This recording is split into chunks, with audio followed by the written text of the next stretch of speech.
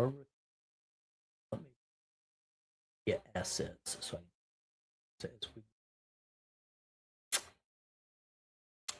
all right, you ready? All right, guys, I'm excited. Actually, I'm the one being interviewed. I am the interviewee, and my friend here, Jeremy Gatewood, the Word of the Sword Ministry on YouTube, is going to be doing the interviewing. And but this is the first time that we've met in person. Was earlier today, right? Yep. Very first time. Even after doing all those collaborations together. So we've done some other stuff. I think we did a live together a couple weeks ago. Kelly and I were in Tennessee. We've done a number of other things, and then you've been on our Patreon forever. I know that you work closely with a friend of mine, Brother Mike Allen, and with Devorah. Oh, yeah. Communicate with them often. I'm looking forward to meeting them at the conference. So we'll talk about that a little bit more in a minute. But let me get the intro going, and then we're going to dive into this little interview action.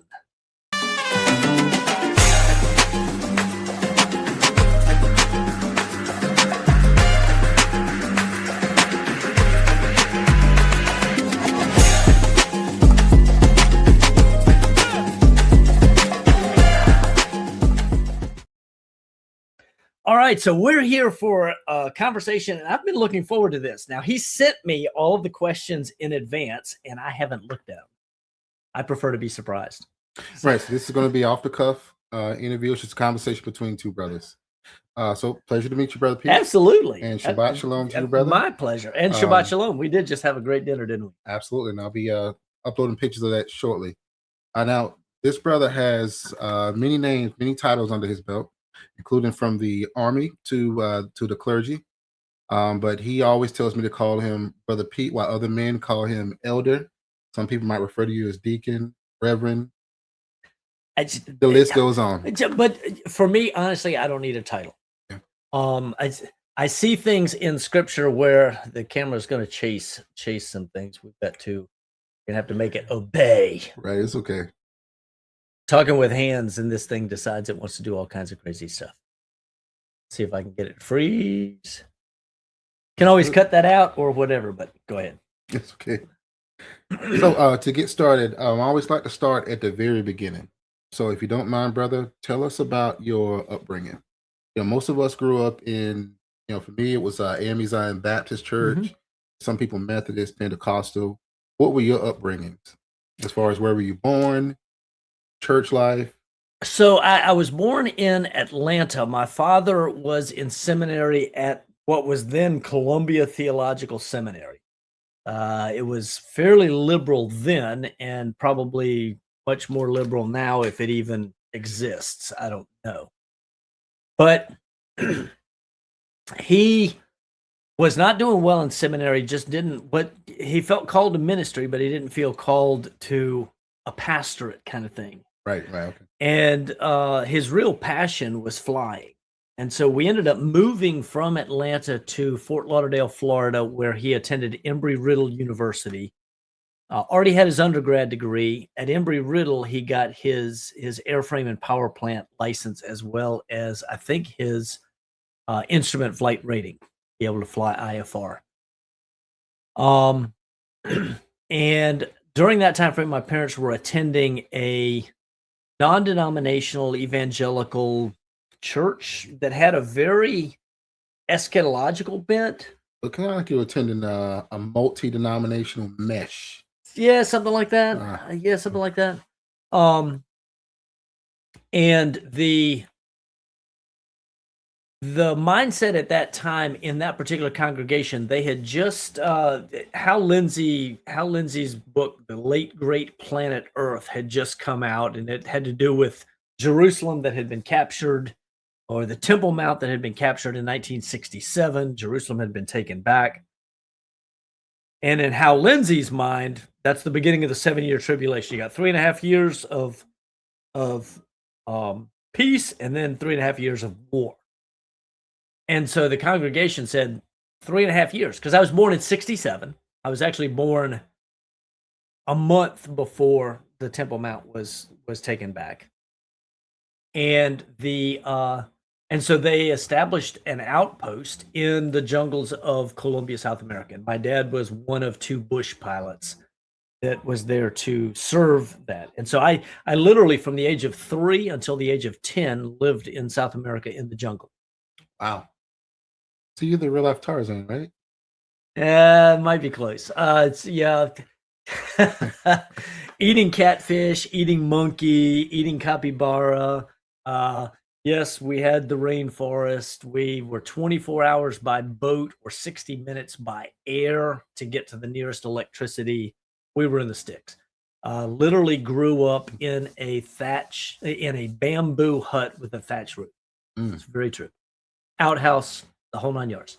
Our place had running water though. Oh, Okay.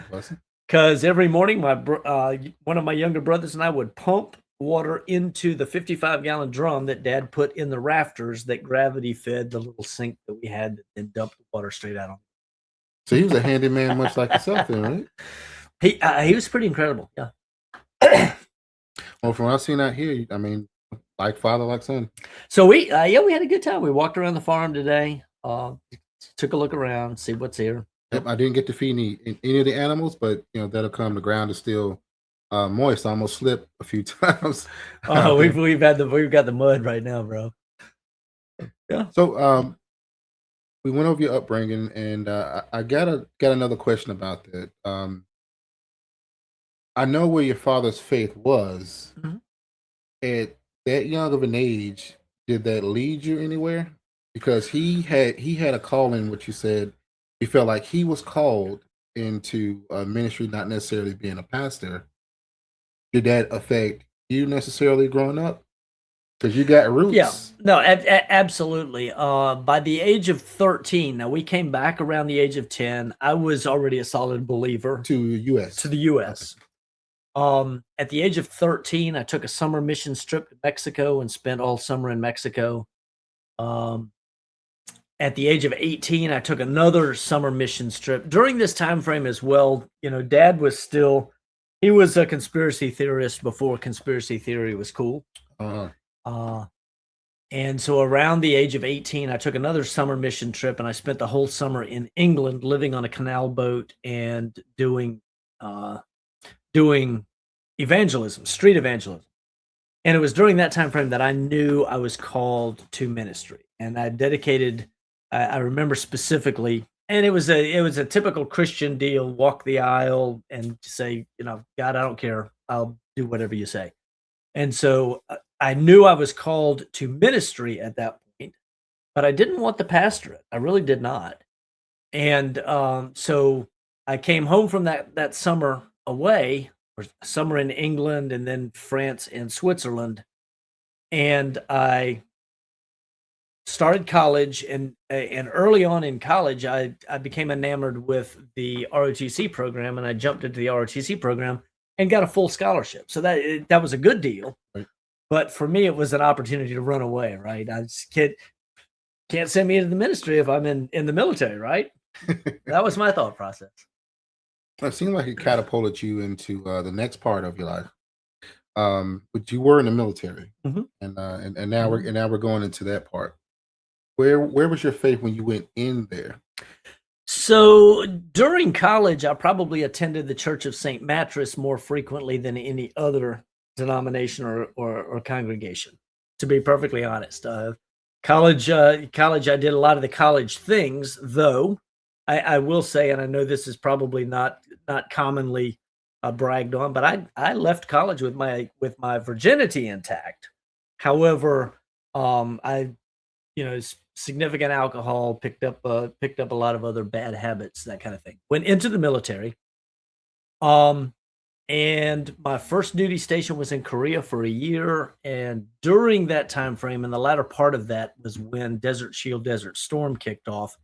And I called the Department of the Army, and I said, "Get me to the desert now. I didn't want to miss it. I'm young, I'm single. Let's do this." And so that's how I wound up with the 82nd Airborne Division in Saudi Arabia. I came literally, I called Washington on a Sunday night, and by Wednesday I was on a plane leaving Seoul headed to the U.S. and just a few days in the U.S. and I was off to fill an empty slot in the 82nd. So that was. So you said, "Get me out there," and they said, "Yes, sir." That's exactly what happened, man. And you know, at that point, you know, my thought process was this: if you're going to be on a soccer team, why practice and never play? If you're going to be on a football team, why practice and never play? This is like, it's an opportunity. I've been practicing for a couple of years. Let's go play. Let's play the game, just right? go through the motions. Yeah.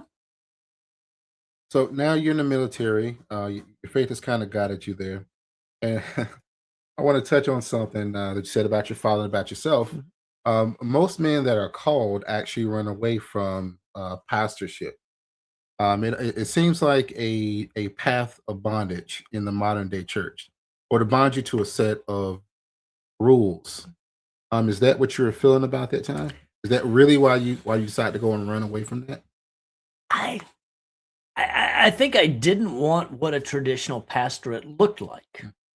Later on, and I don't know if I'm jumping ahead too far ahead in the story, but later on, when I after I got out of the military, now while I was in the military, I met Kelly, and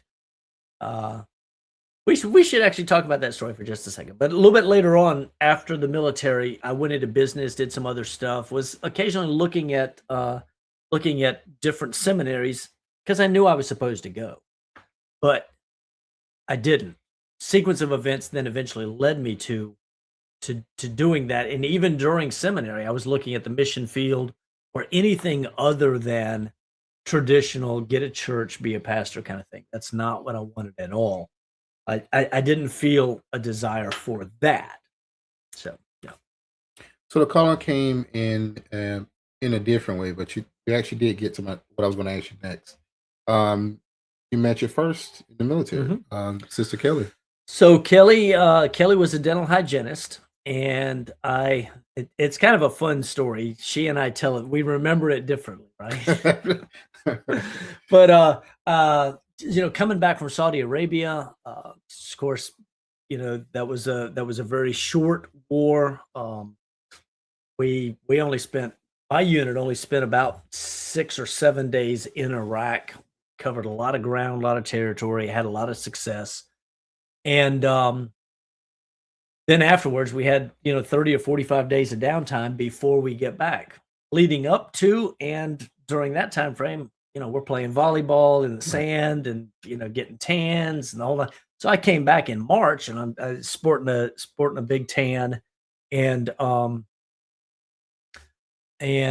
my job as a medical platoon leader was to make sure that all of the battalion, about 550 or 600 soldiers, had Panorex x-rays, right? How do you identify a body? By the dental records, right? Right. And so we had to keep up-to-date Panorexes. And so I went to the dental clinic after I got done running one day, and I was wearing, at that time, running shorts for athletes were typically these really shorty shorts. This is the 80s, like into the 80s. And I was a cross country runner in college. Was still a long distance runner. I remember doing a 10 miler on Christmas Day in Saudi Arabia, and that kind of thing. So I got that, a little running singlet, and I go into the dental clinic. And no, before that I had a dental appointment. And I managed, and she was the dental hygienist for that. And then I went, I used every excuse I could to go to the dental clinic multiple times. So it was love. I later found out that she had standing orders with the desk up front that she was to be told anytime I was in the building she needed to know. Wow. But and she's enlisted. I'm an officer. You know, lots of complications, what have you. But she's actually about 18 months older than I am and had been in the military a little bit longer. Right? She was in Berlin when the wall came down. Interesting piece of history there. But yeah, that's how we met.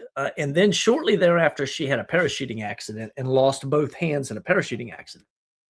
I encountered some high voltage power lines, about 12,500 volts, something like that. She says it was a shocking experience. So and then, you know, just to continue here, Uh, so during her hospital time, essentially, she's recovering in a hospital from double amputation. I initially felt guilty for leaving her or abandoning her, as most of her friends did, and the guy she was dating at that time. So the bottom line is I just kind of continue to help communicate, what have you. Things sort of developed from there.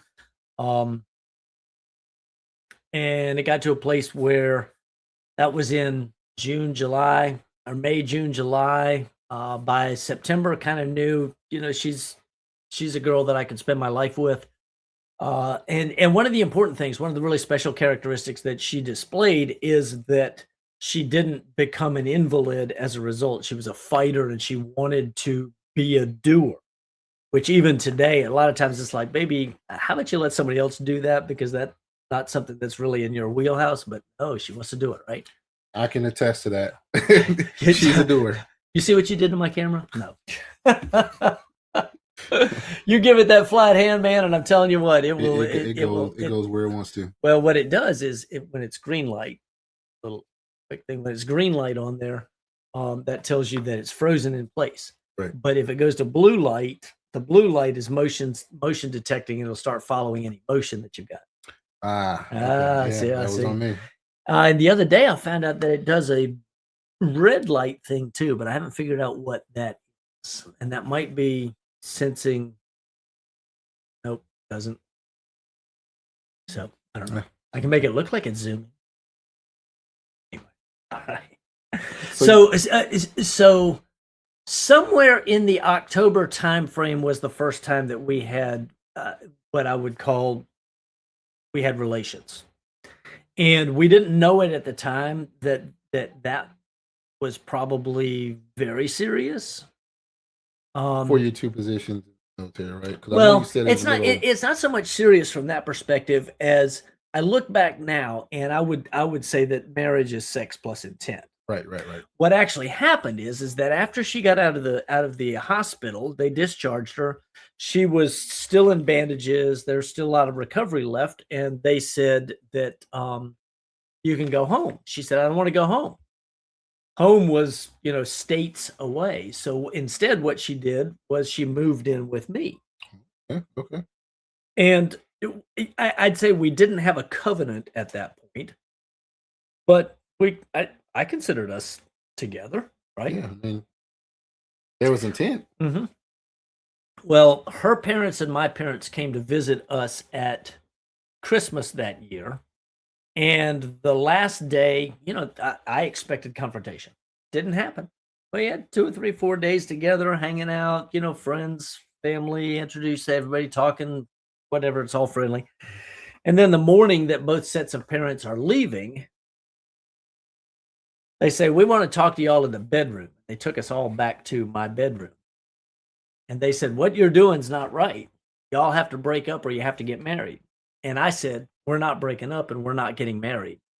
I still understood marriage as going to the justice of the peace, or I still understood marriage, I guess, as being having something contract. The state contract, right? And they said, well, we're going to pray for you, and they left. So let me ask you, what denomination is her parents? Baptist. Oh, her parents are Baptists, and mine were Presbyterian. Well, they were multi-denominational much earlier, but they were Presbyterians at that point. Okay, they had grown to Presbyterian kind of towards the end. From the time that we moved back at the age of 10 on, they were attending my mom's home church, which was a Presbyterian church. So that's just where they fit in. Okay. So to take that story a little bit further, and then, because this helps to formulate a little bit of my thought on marriage at this point, about 14 to 20 days later, she called the office one day. I was getting ready to go to Ranger School, and I knew I was going to be gone for a period of time, like maybe 3 or 4 months. And she called the office, and somebody said, Lieutenant Rambo, you've got a phone call. I said, is that my fiance? I'd never asked her to marry me. I'd never mentioned marriage, and never we hadn't even suggested it, but we were just together. And when I got on the phone, she said, "Am I your fiance?" I said, "I guess. I don't know." It's just, I mean, I never got on a knee. I never asked her. I didn't give her a ring for another 18 months, a year or 18 months, was when I gave her a ring. I had something custom designed that she could wear as a pendant because obviously she can't put it on hands. Right, right. Um, so we went to see Justice of the Peace because that's what you're supposed to do. And in the military, that's probably a good thing to do. Yeah. Papers a good thing because you've got there are additional pay benefits, insurance benefits, medical benefits, a lot of these other things. And so I'm not somebody who says hard line no marriage certificate because I think sometimes it's advantageous to The situation. utilize what the state offers. Absolutely. We live in the system, we pay taxes into the system, why not utilize what's there? Especially when dealing with probate and dealing with probate and, Yeah. and wills and last Yeah. estimates and things like that. They do look at, was this person married? Because if so, then that spouse is entitled by law. Right. Right. And so for us today with her disability, all of my medical comes through that as an example. So that is it's a benefit, right? So in January, we were married in the eyes of the state, and then the family was aghast because, oh my gosh, you didn't have a pastor. Well, no, they were like, "What? You didn't have no preacher? Oh, you didn't do the big wedding thing, right?" So Okay, then okay. we had to pay for our own big wedding thing So you 6 had to months go back later. and do a do over. So we Okay. look at it now, and it's like we don't know when we got married because that's really sex plus intent, as I understand it today. But it was somewhere in October and November of 91, and then January 92 is when we saw the Justice of the Peace, and June of 92 was when we actually had the pastor. So we've done it Wow. all. We had the whole shebang 3 times. Wow. You guys got married when I was born. Right around the time I was born. Wow. I want to ask how you guys keep it going. So you know, life for us has always been pretty good. It's not always been perfect. We've definitely had some ups and downs. There have been at least 2 distinct time periods in our married life where we were going to marriage counseling to work through some things. Sometimes it's beneficial to be able to sit down with somebody and walk through and hear a different perspective. And really quick, I want to do kind of a shameless plug. Brother Pete himself does actual counseling. He does counseling with some of the brothers in Patreon. I would call it coaching because technically, if you use the word counseling, you've got to have a degree. I'm not a counselor, but I do offer marriage coaching or life coaching. Right? Yeah.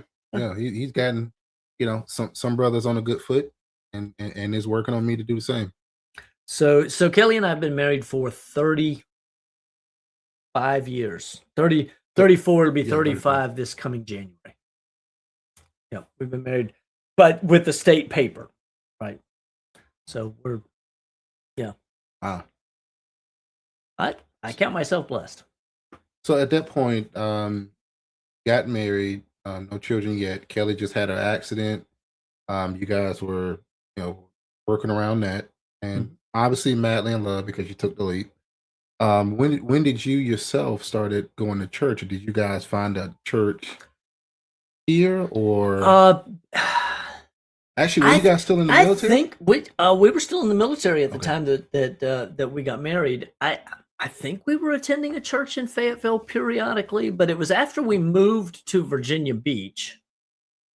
Job move. I got out of the military and then job move to Virginia Beach, where we started attending a church called Church of the Open Door, which was we affectionately called it the Church of the Revolving Door because it was in a Navy community, man, and there were people coming and going all the time, and so people would come in. It's like they were here 3 years ago, now they're back, or they're gone on deployment, now they're back. So it was for multiple years we were in Church of the Open Door. Really good pastor there that helped mentor and disciple me, and that's where we got really committed back into the church, and and participating in churchianity. Right. And that's really where you saw your faith blossom, both you and her. It was a progression. I think it's always a progression, but a lot of that seemed to probably there were a lot of big changes that happened during that time frame. I would agree. Um, but still, although in the back of my mind, I knew I was supposed to be going to seminary, right?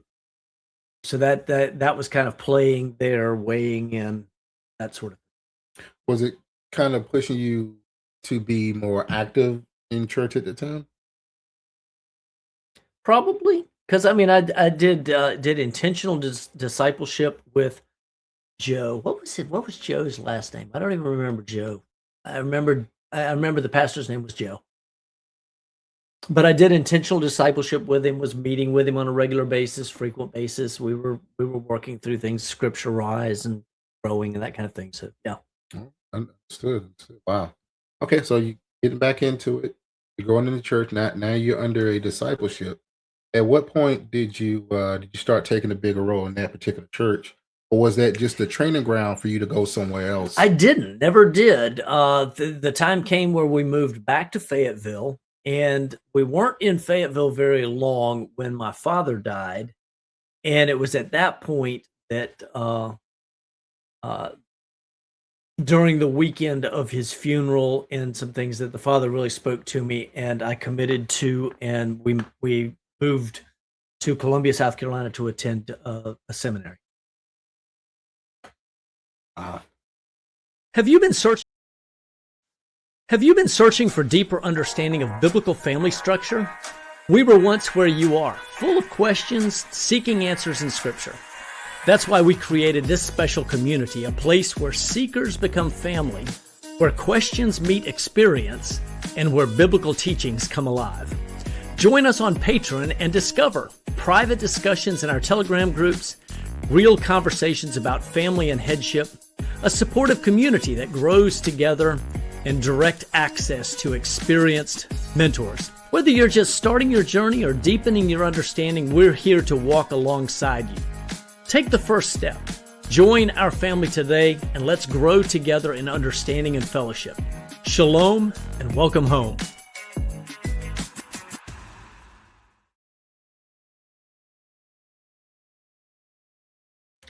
So there you go.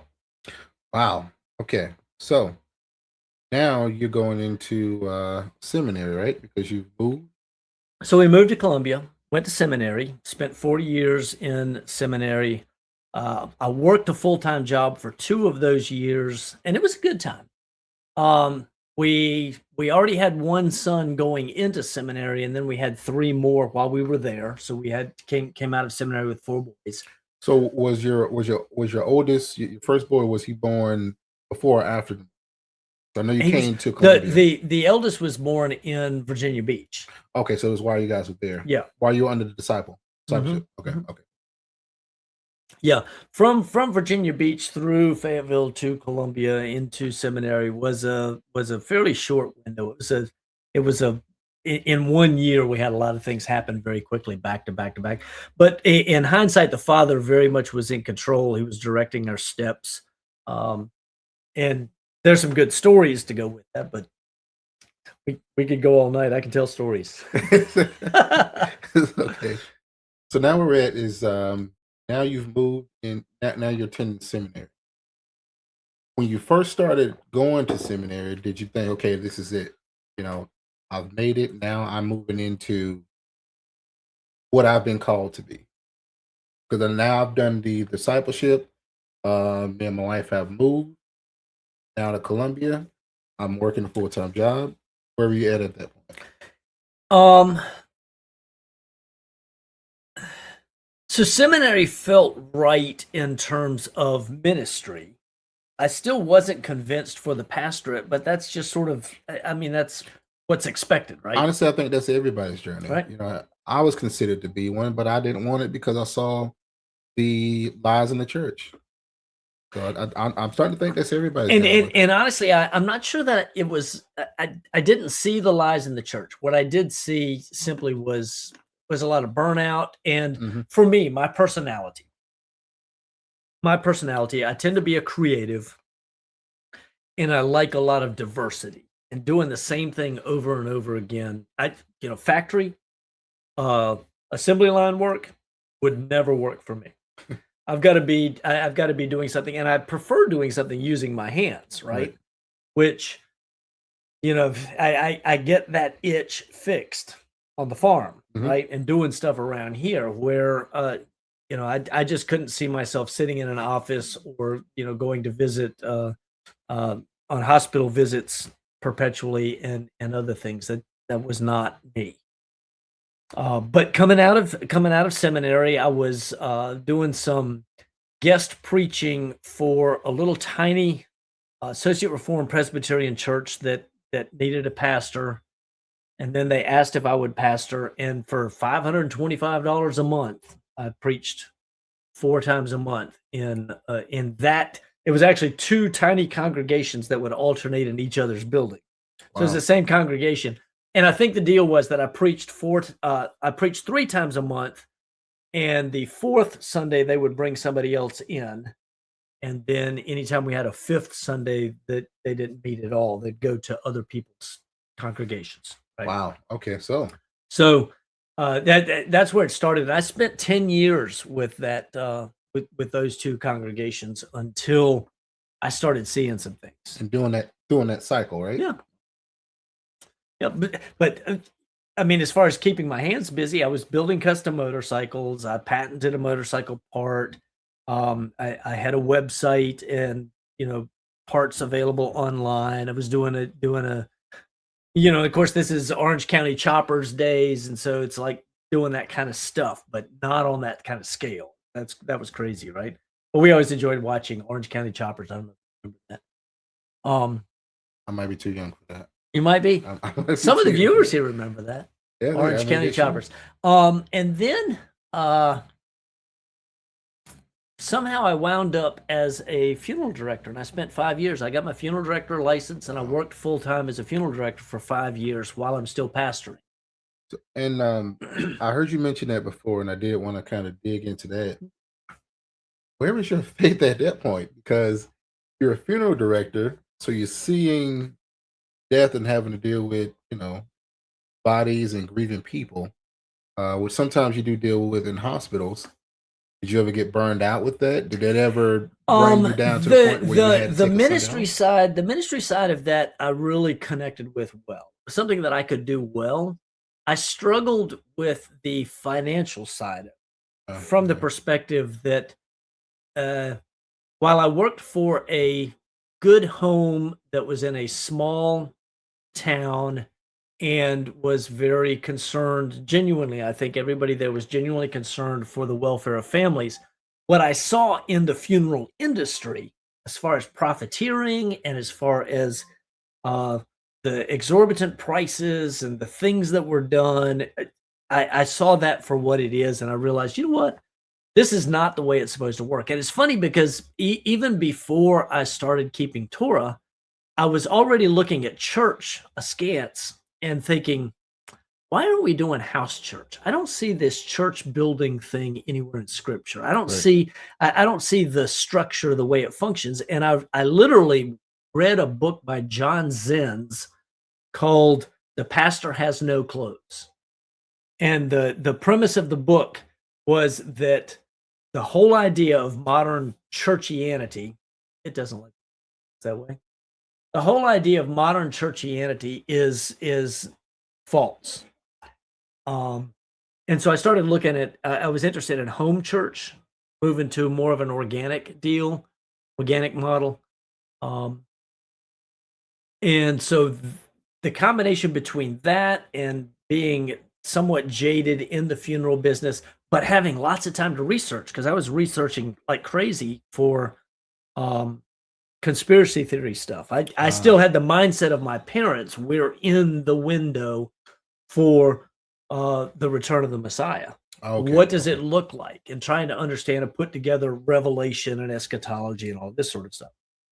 And that became the environment in which I'm asking the Father, how do these pieces fit together? And it was like he cleaned off my desk one day and he said Christmas right in the center of it. And he said, study that. And that was the beginning of my journey into Torah, because I started studying Christmas, and this was like August timeframe. Studied Christmas and began to realize this is dripping with paganism. Yeah. I think Christians are well-meaning, but nowhere is Christmas commanded. Nowhere are we commanded to do birthdays. Exactly. Birthdays, we're excited, and we remember the birth of our sons and this sort of thing. But where are we commanded to celebrate the birth of Messiah? Where did the Messiah celebrate his birth? There's no example of anybody in Scripture celebrating a birthday that I can think of, except for maybe Vashti. That might I something teases my mind that says that was a birthday celebration, but I could be wrong. But the bottom line is this: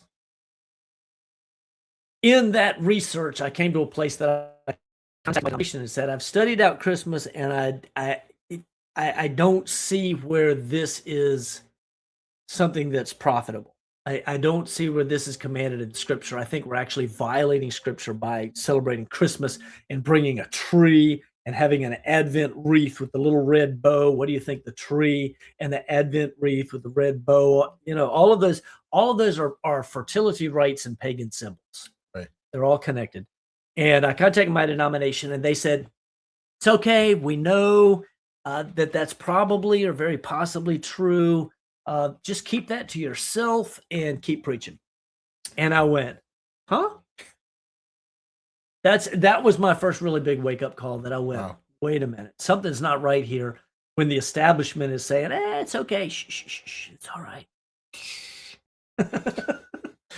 and so that was the beginning of the unraveling for me.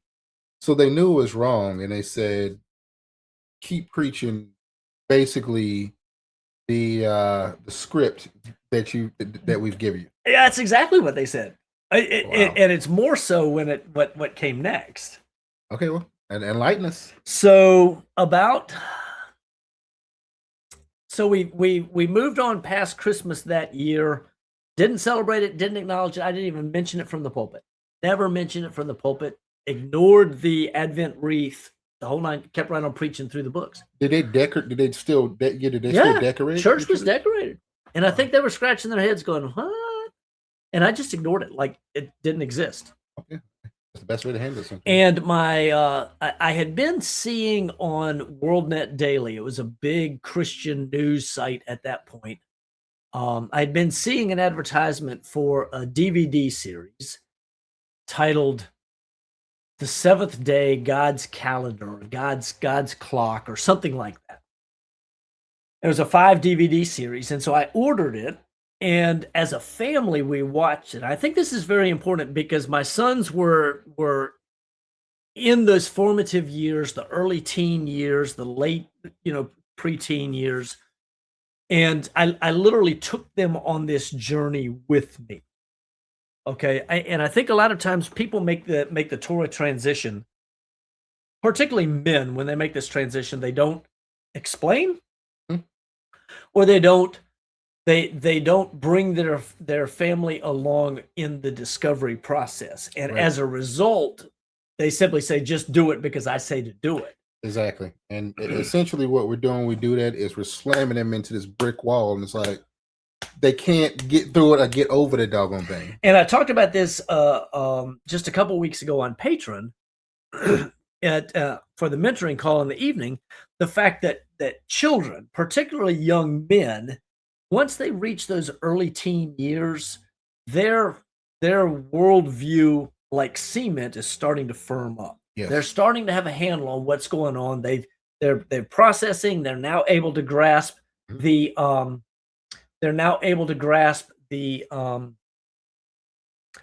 sort of the architecture of what they're dealing with. And then if you go in and you break it all up and say, wait, we're not going to do this. We're going to tear it up and we're going to change it, and everything gets moved around, the cement doesn't set properly after that. So instead of just making these mandated changes in the house, instead what I did was I said, hey guys, let's study this out. And it wasn't because I'm that wise. It's because I think the Father was that kind to us. Oh yeah, I believe it. It was absolutely the Father's leading. And so we studied through it. And literally, it was my eldest son that said, we got finished with these 5 videos. It was an hour each night that we watched. We got done with it. He said, Dad, we have to keep Shabbat. And the brothers were like, mm-hmm, mm-hmm. And so I called my denomination back. And I said, I've been doing some more research in this Sunday thing. I'm not finding that in Scripture.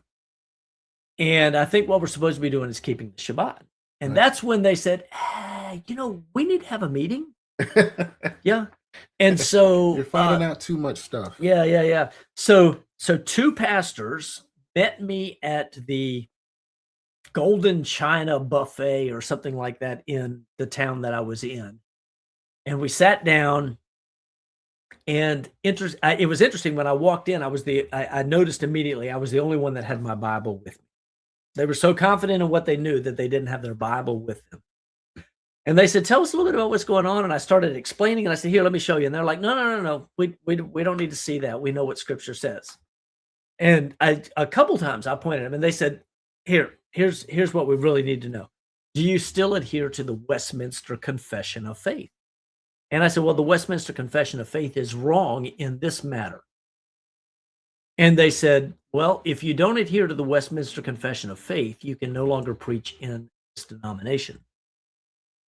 Wow. So their faith was not in what Scripture said. They weren't interested in what Scripture says. They were interested in what the Westminster Confession. And so that's the grid, or that's the scale. It's the goggles that they look through to read Scripture. And so they can't see it if the goggles are blocking it out. And the Westminster Confession says, it has to be on Sunday. That is the new Sabbath.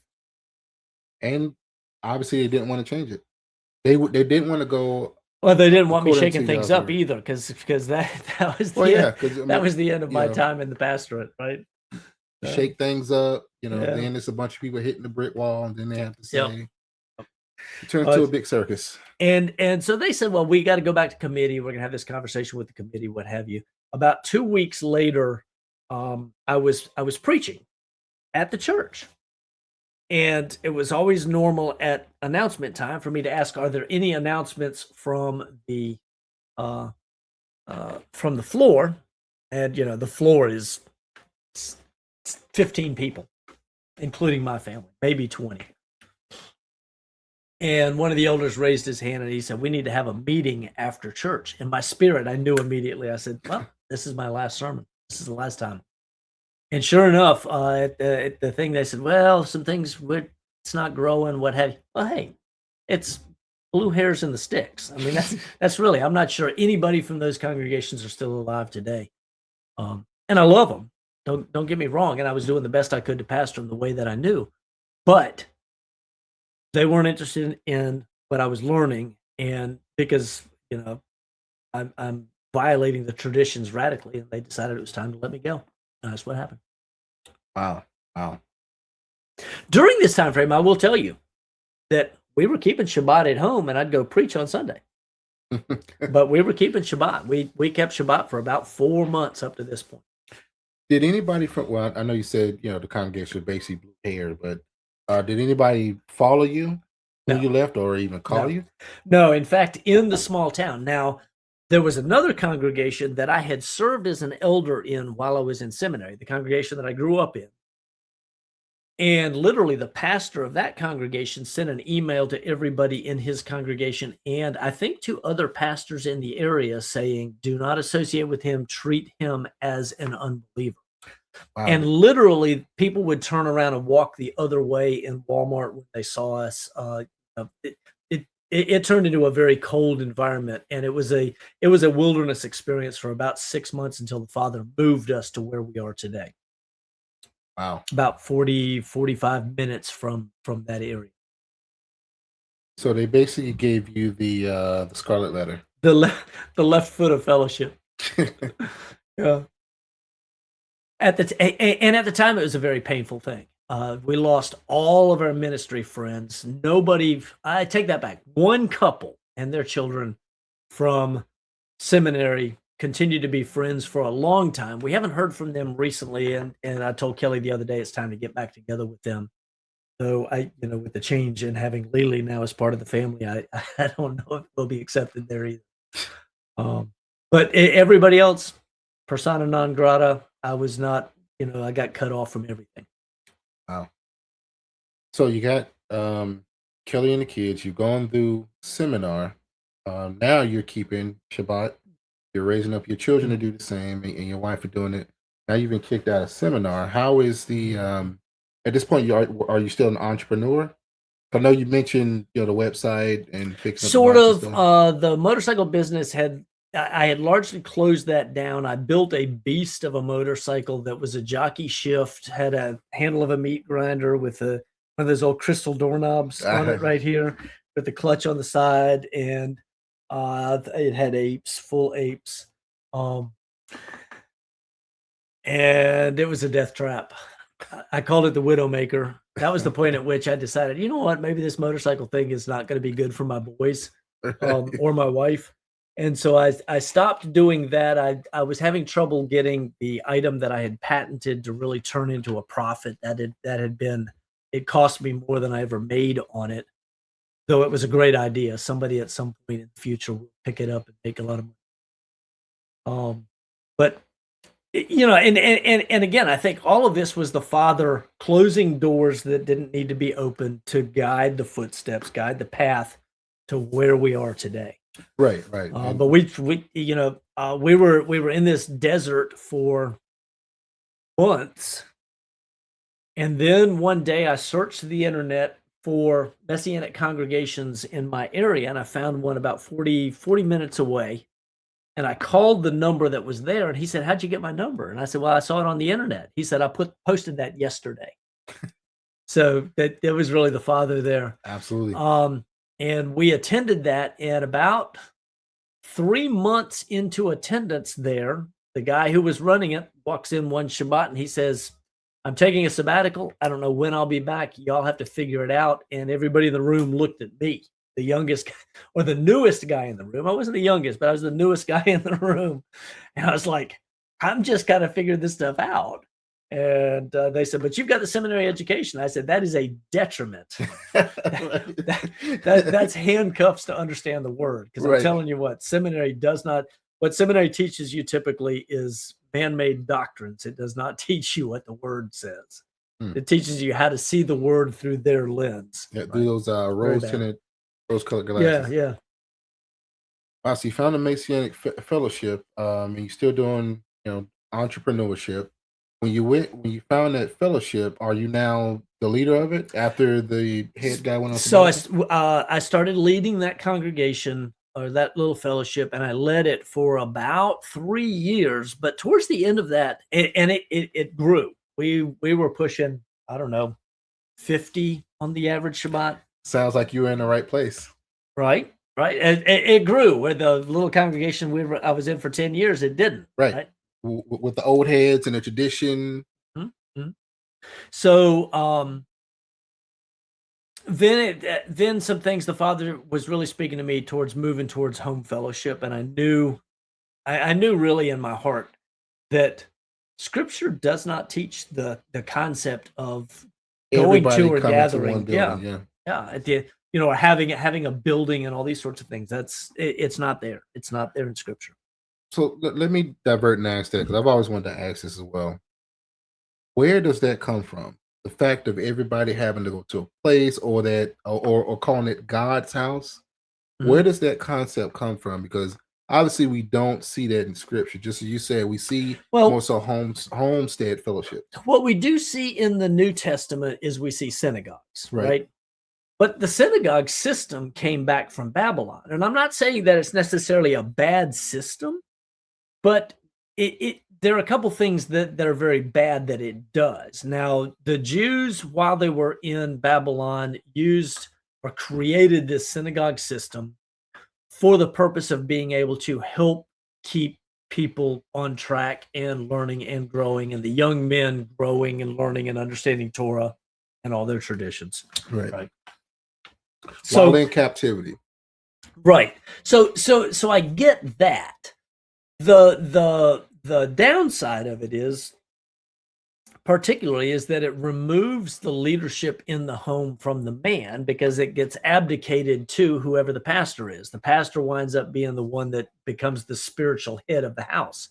And And he I becomes the find that one no to place in scripture. lead each house versus the man. Right, which is how you wind up with a messed up authority structure where elders and pastors are inserting themselves into families where they have no authority.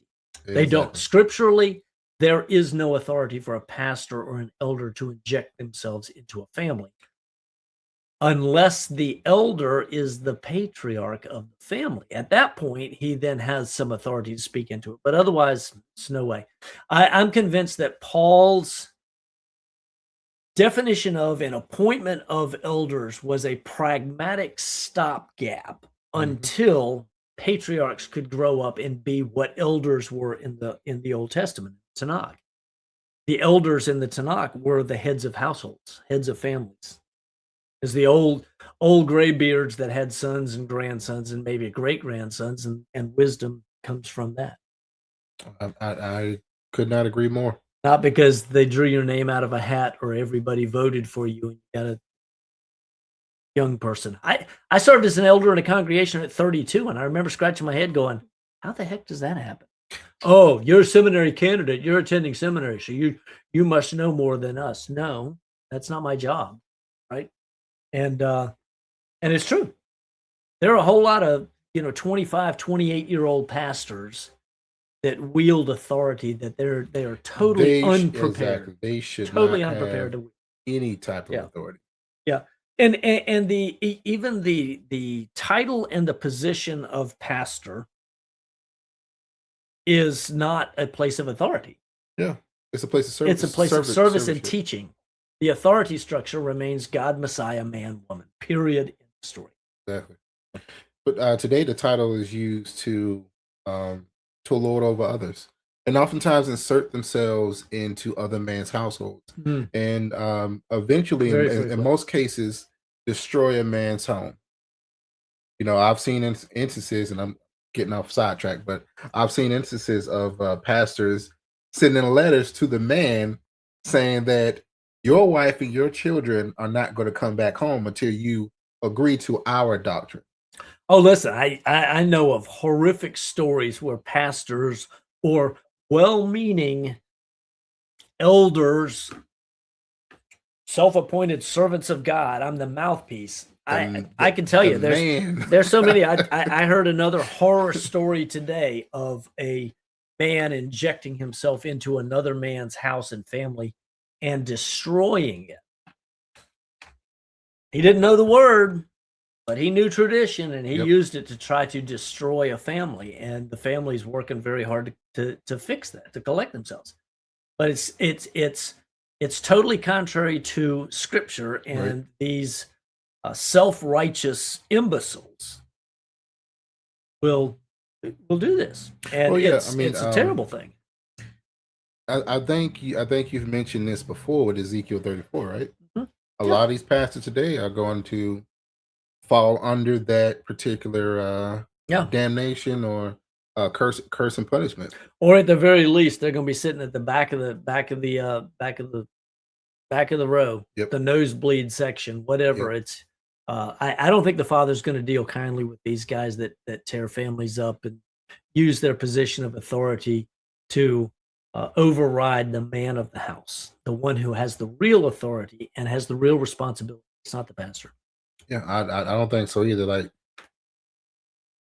me personally, I see it's almost like they're assisting in committing adultery with another man's wife because they're usurping his authority. They're coming in and basically saying, "Don't follow him. You gotta put in your life." I did the camera again. It's all right. You follow me. Why? Because I have a title. People are going to watch this and laugh. A bunch of amateurs. Right. Don't know how to move the camera. Okay. So see, I edit all of this stuff. When I do it, and I'm doing it, usually I'll edit this stuff out. Now the zooming portion, I've gotten where I could just the fingers. Yeah. I did it. Just My like bad. that, right? Yeah. Yeah. You just go right back. But when the camera suddenly takes a trip off screen or whatever, that's when I'll edit that out and go back and redo it. So now everybody's gonna be watching my videos saying, where are the cuts? Where did he mess it up? This is raw and unfiltered. Yeah. Yeah. But so you're at the you're at the you're basically the head of this particular congregation. Mhm.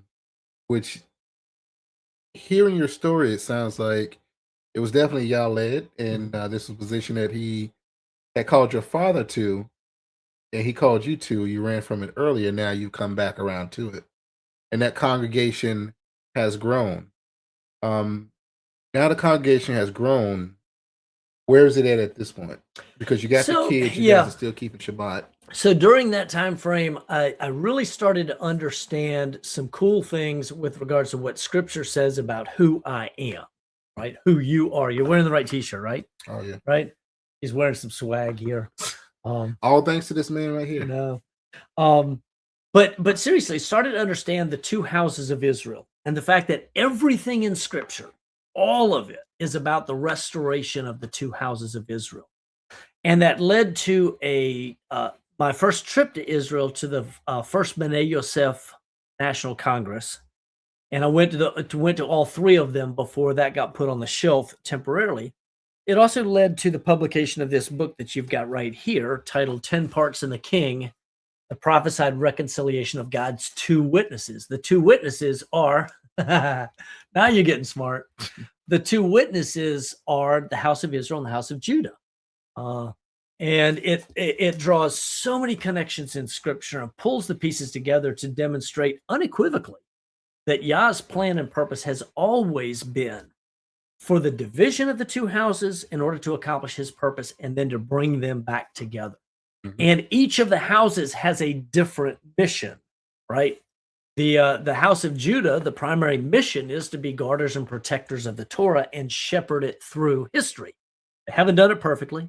We know that. I don't criticize them because we haven't done our job perfectly either. I'm worried Absolutely. about my house, not worried about their house. Right. Let the Father do that. That's his bride. It's not mine. I'm not in a position to correct him. Right. But for our side, the house of Israel, the northern kingdom, was scattered into the nations and assimilated into the nations, as prophecy said would happen, that they would forget who they were. And then they would be awakened.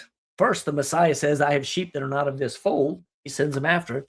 And then they're awakened. And so this delves into all of the prophecies and how all of these things are connected, what the ultimate trajectory and purpose of it is, with the goal being the restoration of the kingdom, right? And so we were even talking about that this evening, right? Yes, we were. We were talking about that. Seek first the kingdom and his righteousness, and all Right. these things will be added to you, right? Right. 'Cause I had someone What come to me kingdom with is that he question. talking about? Yes, Christians, seek first the kingdom. What does that mean? I don't know. God's kingdom. Yep, whatever that is.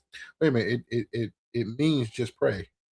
That's all you gotta do is just pray. That's what seeking the kingdom is. Just pray. Pray about what? So many things you Yeah. can pray about.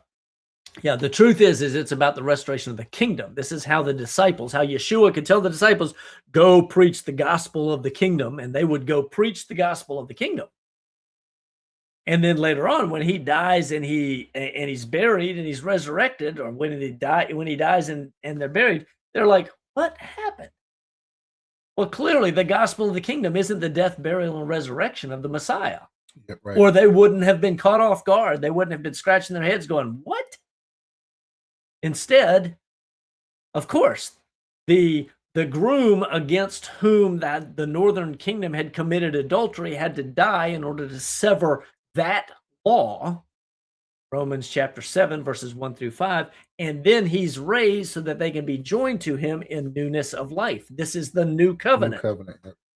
However, you and I both know that the new covenant is not in full effect yet, because the sign of the new covenant being fulfilled, if you read all of it, Jeremiah chapter 31, verses 31 through 34, verse 34 says, no more will a man teach his neighbor know the Lord, for they'll all know the Lord. And we're not there yet, right? Ezekiel chapter 36. And I've done videos on all of these things. I know you've seen them, and I know you do a lot of these type of videos on your channel as well.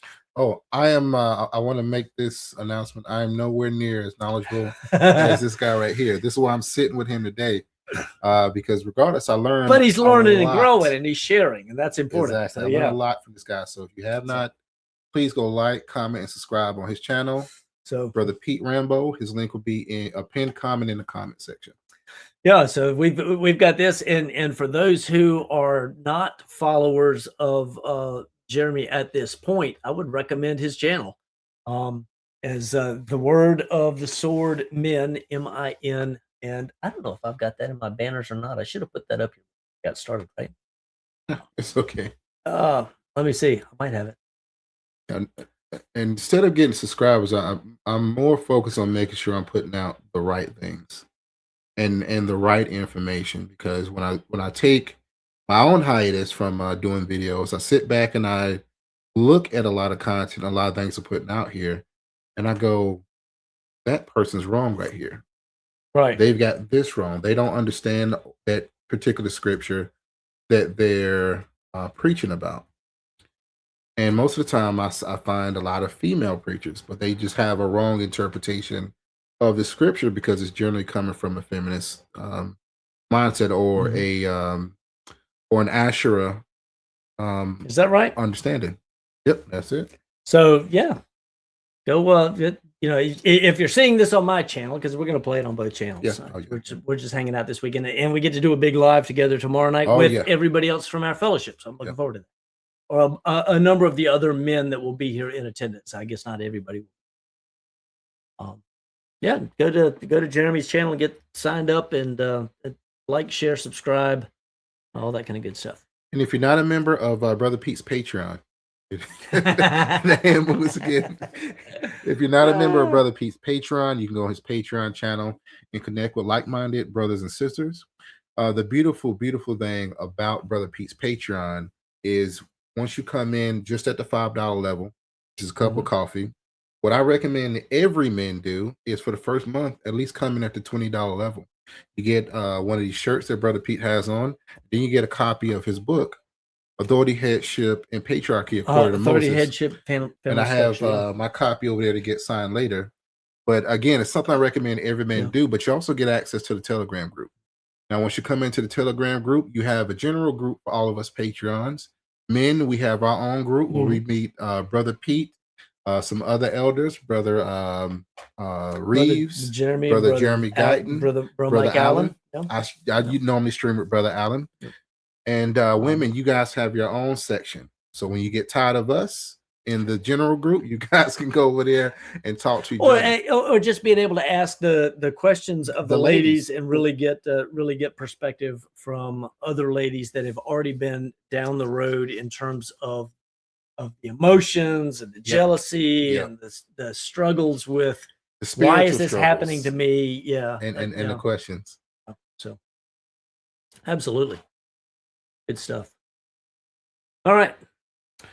And we so we were talking about this, and what really happened for me was I started having this understanding of the big picture from Scripture. And the big picture from Scripture is the restoration of Kol Israel. And it's more than just, hey, let's learn how to keep Torah. It's like, why? Well, it's because it's the national constitution. It's the rules of the family. It's a ketubah. It's the marriage contract. This is how he identifies us. Yes. So you look in the book of Revelation. I did a video on this. There are 4 verses in Revelation that you really need to go look at. Revelation chapter 12, 17, 14, 12, 15, 3, and 20, verse 4. And in the first 2, it says, those who are the saints, it identifies them as those who keep the commandments of God and have the testimony of Yeshua. There are, the church has a whole lot of people with the testimony of Yeshua, but they don't keep the commandments of God. Right? So they're missing one of 2. Judaism has a whole lot of people who keep the commandments of God, but they don't have the testimony of Yeshua. So where's the narrow way? It's actually between those 2. It's between Christianity and Judaism. So it's in doing those 2. Do you find the narrow? Go ahead. Do you find the narrow path? Yeah. But 12:17 and 14:12 in Revelation says keep the commandments and have the testimony of Yeshua. 15:3 says they sing the song of Moses and the song of the Lamb. Well, that's the commandments of God and the testimony of Yeshua, right? And then in 20 verse 4, it also says the commandments of God and the testimony of Yeshua. So Wow. Man, I appreciate you breaking it down. cool. And I hope you guys are eating very well off this interview. We're getting a lot of knowledge, a lot of scriptural basis from not only a man that has gone to seminary, so he's given us that side of it, but he's also keeping the commandments and statutes. He goes to Israel when he can. And I guess the next part would be you and Kelly are married, you're keeping the commandments, you had this congregation.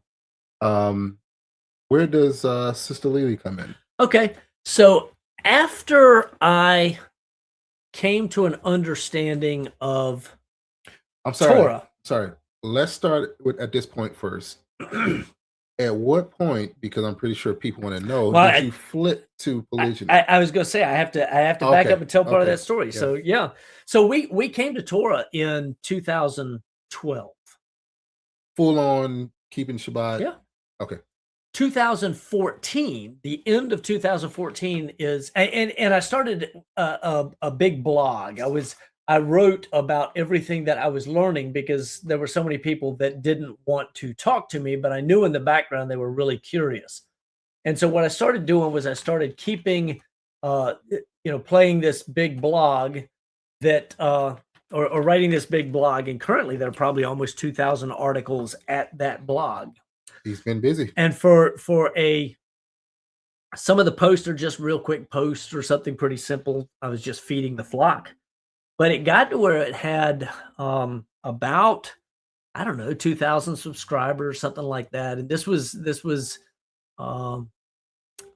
2014, 15, 16, 20, up to that point. And I wasn't really active with YouTube.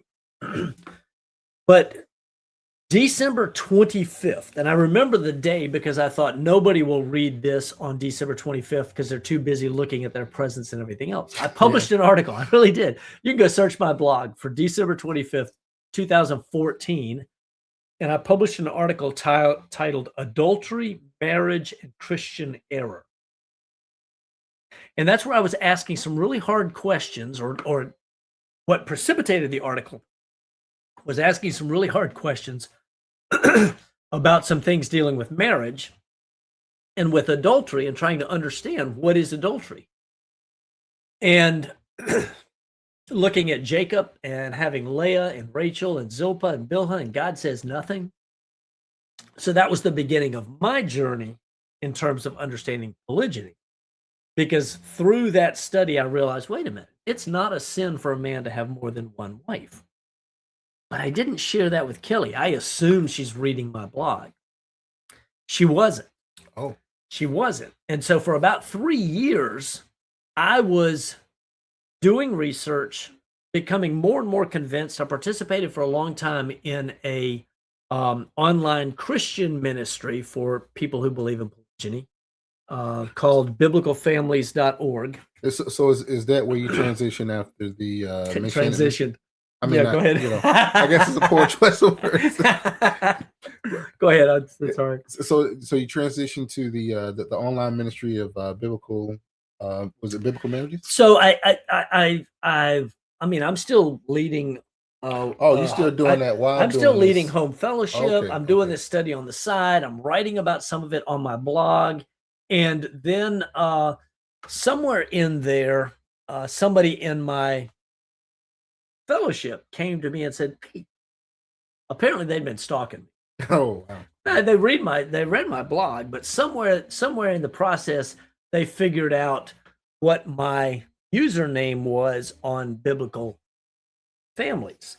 Because when I was in the forum, I used an alias and I never used my name or information, just to have discussions, and it was scripture discussions, and a lot of them were Torah-based discussions, right? But a whole bunch of people, and it caused a big uproar in the home fellowship that we had at that time. And well, most of them left. What was fascinating is that when they did, every single one of the families that left, the woman was running the house. Hmm. And it just exposed that. And that to me was a head scratcher. I'm like, what in the world? Because see, I learned polygyny before I truly understood patriarchy. I was always sort of the patriarch of the family. I was a strong leader in the house, have always been. But that really exposed me to a whole new level of the significance and importance of patriarchy and doing it properly. It was also during that time frame, after I was 3 or 4 years into that journey when I had to expose everything to Kelly and say, look, this is what's going on. This is what I'm learning. This is what I believe scripture says. And she freaked out. She said, I want a divorce. And I said, no. That was the whole conversation. No, you're not getting a divorce. And you're not leaving, and I'm not letting you go. I love you, and you're staying with me. And we're gonna figure this thing out. We're taking this journey together, right? Right. 10 toes But in Torah at that point. yeah, 10 toes down for Torah. And it was during that time we went another 5 years, maybe 6 years before Lily comes into the picture. I think there are a lot of guys that they see this and they get all excited and boom, man, I can have a second. And 6 weeks later, they're watching their marriage blow up and they can't figure out why. Well, and that's something I kind of want to touch on as well. Like, we keep thinking that God's timing is our timing, and when you sit down and listen to what Brother Rambo has been through just throughout his life, nothing was quick, and what Yah did, each step was filled with a lot of learning and a lot of training. Yeah, before he even advanced. And it's important for us to understand that God's not in a hurry. Yeah, he always shows up on time. Mhm. He's not showing up at the last second expecting you to make wholesale changes that are going to shake up your entire family and your entire world in a very short period of time. Generally speaking, it doesn't work that way. Exactly. Right? Even when he came, when Moses comes, it took 80 years to get Moses ready. And then when he sends him to Mitzrayim, it's another year before, because I'm convinced when Zipporah circumcises Gershom, it's because it's at Passover. Well, that's Passover the year before. Well, Pete, they weren't celebrating. Yes, they were. Yes, they were. Go back and read the story of Lot, and you'll find out that he was serving matzah at Passover. Yeah. So Passover was something they already sort of understood, but I think Israel needed that refreshed. But I think Moses understood it enough to mildly be observing or doing something. The bottom line is, a year later, Israel's ready. So it took a whole year just for Israel to get ready to leave Egypt. So for something as big as shaking up the entire framework upon which the common marriage is based, state document, preacher, you and me together forever, all of this, that's a huge framework that it takes time to rebuild that. And if you do it too quickly, you're going to cause damage. Absolutely. And I wasn't interested in damage. It was something that in fact, the elders that I was in council with from near the very beginning, asking questions, getting counsel, getting wise counsel from, over and over, they said, slow is smooth, smooth is fast. Because there are too many guys that they want to go fast, and they go fast and tear stuff up, and then they have no wife, or they have a very damaged relationship that takes longer to fix before being able to move forward. Yeah, I mean, we've heard it all throughout our lives. A woman scorn, hell have no fury like a woman scorn. So that should tell you that her emotions are very dangerous. Yeah. And it could lead to a church hurt often that, you don't know how to heal. And I can tell you from personal experience, it takes a heck of a long time to heal those type of wounds. Yeah. Versus, in any physical malady. So So it was almost 3 years ago. It'd be 3 years ago next month when Lily came into our lives. Wow, congrats, Yeah. congrats. So and actually that was when she joined the patron. And I Wow. said, this is interesting. I'm gonna watch. I didn't immediately contact her. In fact, it was months before we had a direct conversation. Um, but I was watching, observing, right?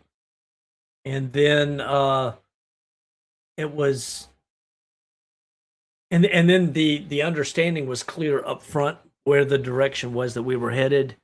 And actually, initially, I volunteered to help her find a husband, and she said, and at the same time, I said that if somebody else can't, I'm willing.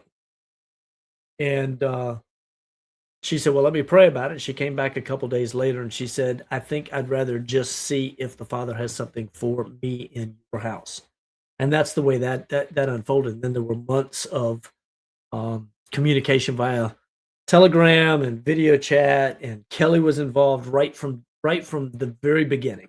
Right within 24 hours of um, Lily saying, I think I'd like to know, or I'd like to see whether or not I fit in your house." Within 24 hours, I had conversations set up between them and a group chat for all of us, and then I had a conversation with myself and Lily.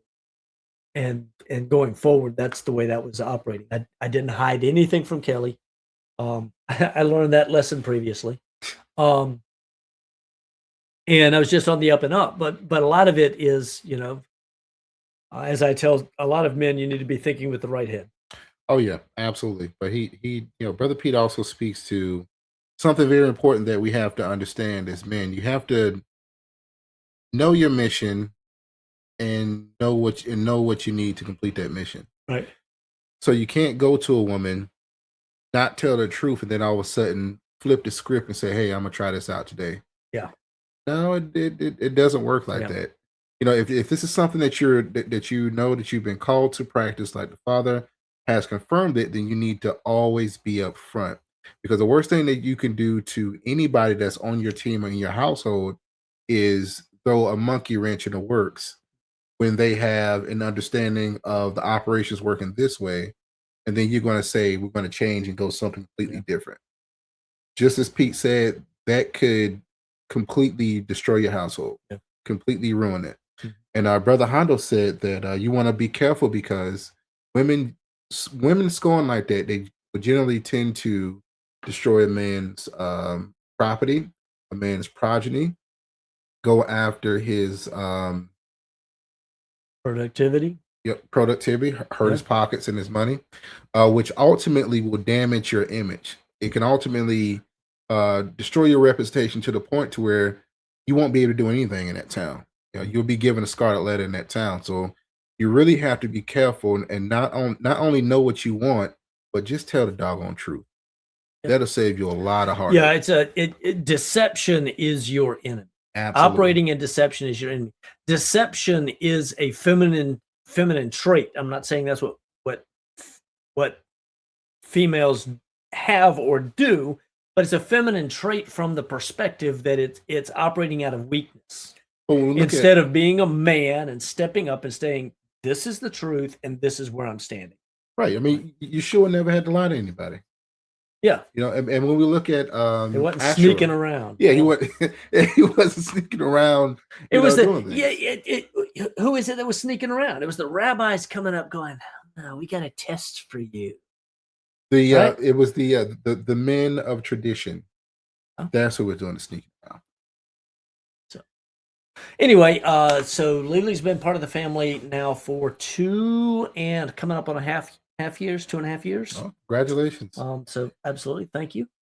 Uh, and we're blessed. She's actually she was originally not in this country. She's been here as a permanent resident for more than about a year now. We're coming up right up on a year. She arrived right before Passover last Man. year permanently. She had been coming for visits 4, 6, 8 weeks at a time prior to that because her job she was able to work remotely at that point. Man, time flies. Yeah. I remember when you first announced, I was like, wow. Yeah.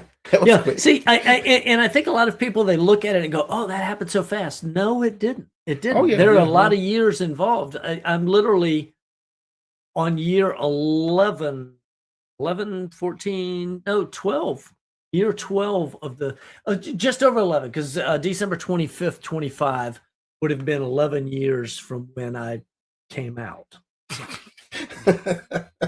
I'm just saying, when I published my first First public paper. piece on it.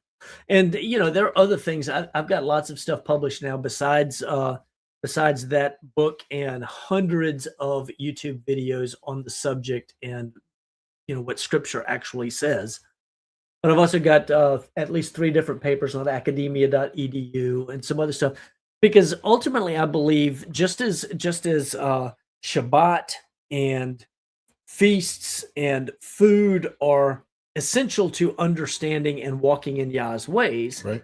understanding, I'm not saying doing, but understanding headship, patriarchy, and polygyny is essential. You need to be doing the patriarchy and the headship part in your home.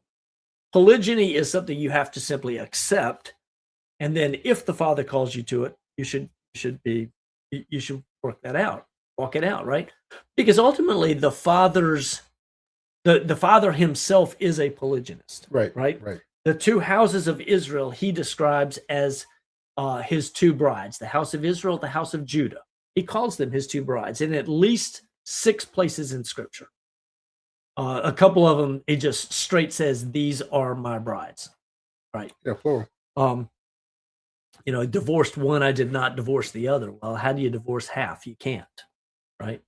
So the end result is that's part of the framework, but it also helps us understand, what is he really doing? What's the big picture? And that's, again, goes back to 10 parts in the King, and what that tells the story. I didn't understand polygyny well enough at that point, and it would have been a bridge too far in that book to bring it up, but it would perfectly fit right in at the tail end of that book, saying, here's the rest of the picture. And the picture is that God has 2 brides, house of Israel and house of Judah. And just as Brother Pete said, like polygyny is just marriage. Yeah, it's just marriage. Exactly. So many people get so hung up on it. It's not called for everybody. Right. Everybody won't be in polygyny. Some men, or rather most men, are going to just have one. And that's going to be right on point for their mission, the help meet that they need for their mission. Some men are going to have it. It's just marriage. It's not the end of the world, but so many people want to make it, so many people make it the end of the world. Yeah. So the next thing I wanted to ask you about really quickly, since we're on polygyny, I remember seeing videos on your channel from probably about 15 years ago, where you're making chauffeurs and things like that. It was just homesteading and going to chauffeur and keeping the feast here. What changed when you initially started doing the videos about polygyny? And you said, this is a hill I'm willing to die on, because we need to make a shift. Eschatology demands that we be walking in righteousness. The restoration of Kol Israel demands this. In order for, and I see so many pieces of eschatology directly connected to the restoration of Kol Israel and the things that go with that. I mean, even Isaiah chapter 3 and 4. Isaiah 4 is a chapter about polygyny that's directly connected to the daughters of Zion and the restoration of Israel, right? Right. And so, there are a lot of guys out there teaching other elements of Torah, but this was the thing that it was the burn in me that I couldn't get away from. I kept coming back to it. Boogeyman for everybody else. Yeah, yeah. I think the Father, when he sifts us, he tests us with different things, and if we're willing to answer the test and follow that, he'll then give us the next piece of information. And this is one of those things that there are a whole lot of people that, oh yeah, I'm all about Shabbat, I'm all about keeping the feast, man. Let's go camping, let's make sure we eat clean. Oh, that poly stuff, no. Yeah. Well, that's the point at which the Father goes, are you serious? Right? Are you really following me, or are you following your traditions? You're going to let your tradition step up and be the idol at this point, right? Mm-hmm. And so that's probably how this became sort of a central issue, because it certainly hasn't gotten me more viewers. If anything, it got me fewer viewers. Oh Right? yeah. It's there are more people who choose to leave than there are who come in the door saying, "Woohoo! We're going to talk about marriage." Right. Right. So, but really, I would continue the conversation of the headship and patriarchy aspect of it, saying that there's more. And I know you want to go here. Maybe I'm jumping the gun, but one of the things that I've been passionate about doing is putting together a conference where we can build men, we can build families, we can help women grow. We can, and it's a way for those who understand Kol Israel can get together and learn and grow. And so one of the things now we're getting ready for the second annual. It doesn't happen until July July. of July, this year. the weekend of July I 9th. put Assembly of the Righteous up, and we'll come back to that one too. Right. But we've got the Kingdom Restoration Conference. You know what? I don't even have that banner in. Yeah, I do right here. Look at that.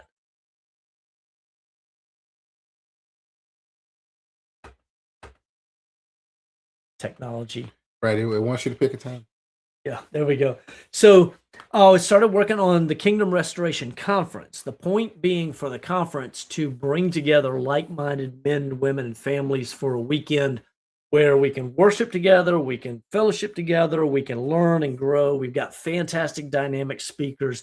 Yeah, Brother Mike Allen and Sister Devorah, Aubrey Killian from Maxima Potentia, as well as Ryan Ridgely from Maxima Potentia.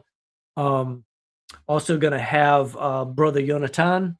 Yes. He's going to be he's speaking. gonna be there. Yep. I'm excited about him. It's going to be fantastic. I love to hear him speak.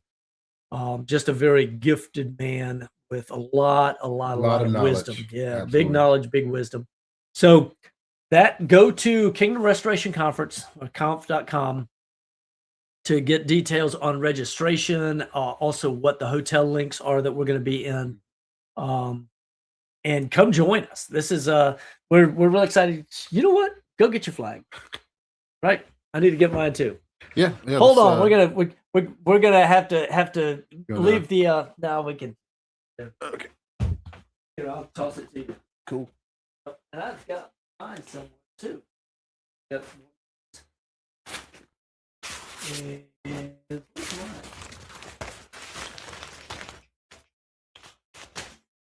I think I've got it in.